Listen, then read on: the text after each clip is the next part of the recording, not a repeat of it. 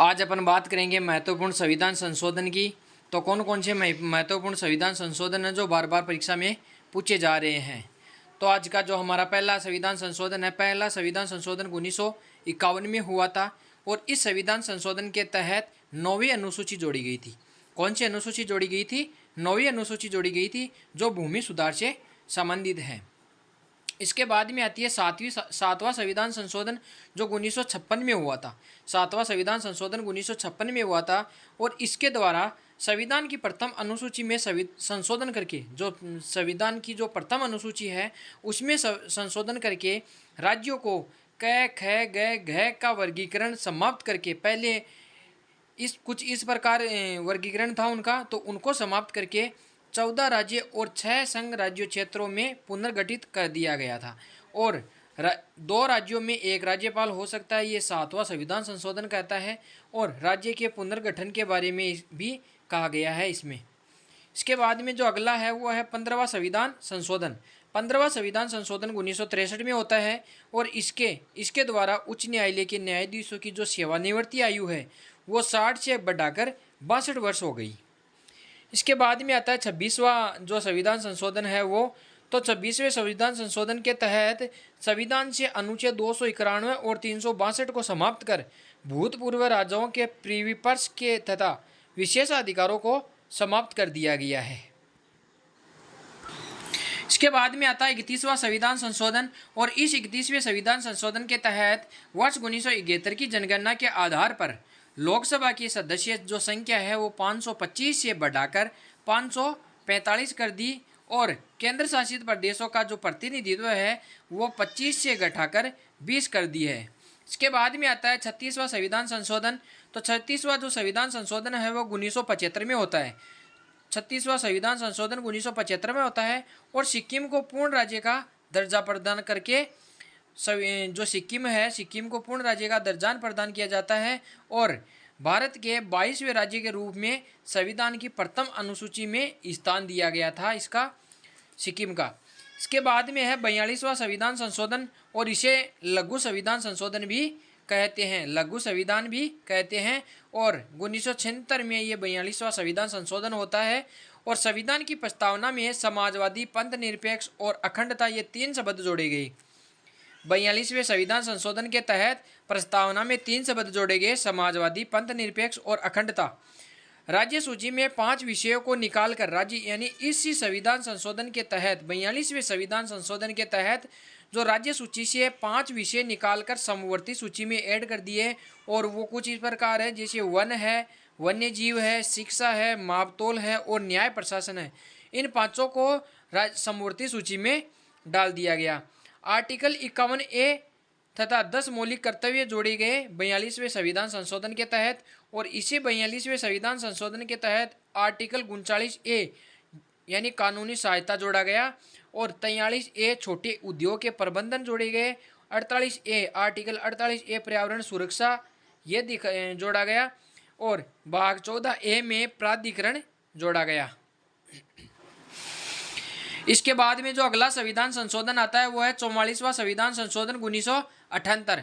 आपातकाल के बाद 42वां संविधान संशोधन, 42वां जो संशोधन करके 42वें संविधान संशोधन द्वारा लाई गई हुई संगतियों को दूर करने और मौलिक अधिकारों की सुरक्षा के लिए लाया गया था। कौन सा?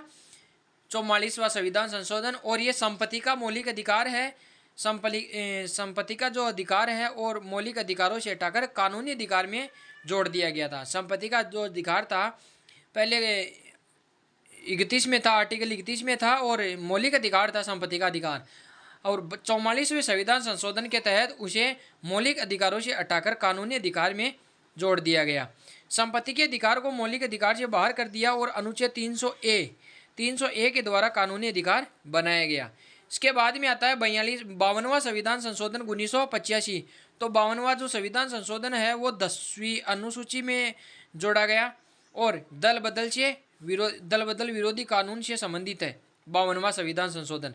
उसके बाद में आता है 53वां संविधान संशोधन जो 1986 में होता है और मिजोरम को राज्य बना दिया जाता है इसी संविधान संशोधन के तहत। इसके बाद में आता है 55वां संविधान संशोधन 1986 में होता है और अरुणाचल प्रदेश को राज्य बनाया जाता है। फिर आता है 56वां संविधान संशोधन जो 1987 में होता है और गोवा को राज्य बनाया जाता है। उसके बाद में आता है 61वां संविधान संशोधन जो 1989 को होता है और जो पहले मतदान की उम्र 21 वर्ष थी और 21 वर्ष से घटाकर 18 वर्ष कर दी जाती है 61वें संविधान संशोधन 1989 के तहत।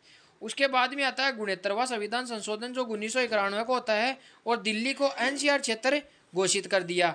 इसी संविधान संशोधन के तहत दिल्ली को एनसीआर क्षेत्र घोषित कर दिया गया। एनसीआर मतलब राष्ट्रीय राजधानी क्षेत्र। इसके बाद में है 71वां संविधान संशोधन। 71वां संविधान संशोधन 1992 को होता है जिसमें कोंकणी, मणिपुरी और नेपाली तीनों भाषाएं जोड़ी गई 8वीं अनुसूची में।